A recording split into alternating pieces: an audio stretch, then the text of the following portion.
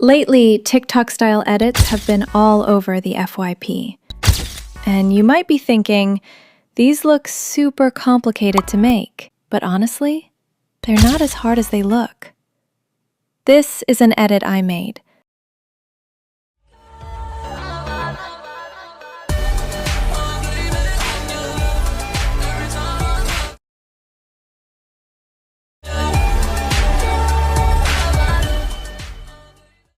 In this video, I'm going to show you step by step how to make it smooth just like that.